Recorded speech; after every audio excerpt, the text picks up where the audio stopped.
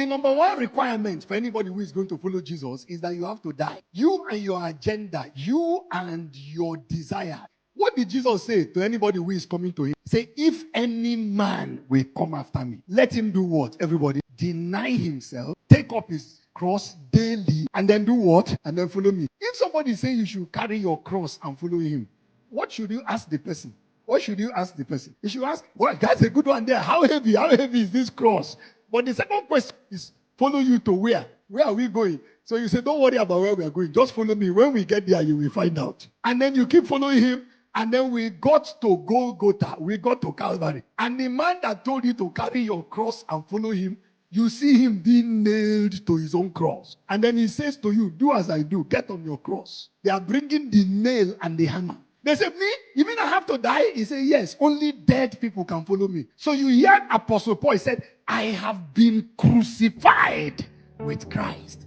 It is no longer I that lives, but Christ that lives inside me. The life that I now live, I live by faith in the Son of God who loved me and gave himself for me. Say, I have been crucified with Christ. In Colossians chapter 3, he says, if then you have died with Christ. He says, set your heart and your mind on things above, not on things below. Do you know that every believer in the New Testament was a dead man walking? They had died. So it was easy for them to die when they had to die. I said they had died. So it was easy for them to die when they had to die. It was not too difficult for Stephen to die because he died the day he began to follow Jesus. Part of the big problem we have is that believers do not understand anything about this life where the old you has to die. He said our old man was what? Everybody now?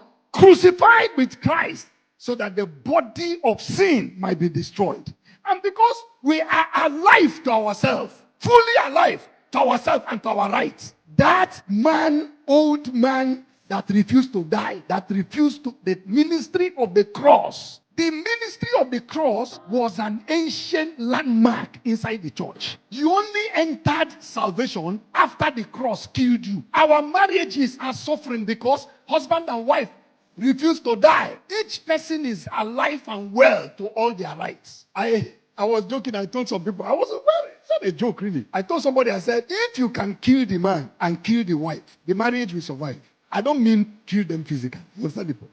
But imagine that you could bring the man to the cross where self dies. And then you could bring the woman to the cross where self dies. The marriage will survive. Why is that so? Because self is the thing that is scattering the marriage. Everybody is claiming their rights, forgetting that Jesus has a right to be happy. He has a right to be glorified in your family. Or where you are claiming your right, you forget his right. You forget his glory that is at stake in your house. May God raise up believers that have died to this world, died to human agenda, died to their own ambitions, so that they can follow Christ wherever he leads.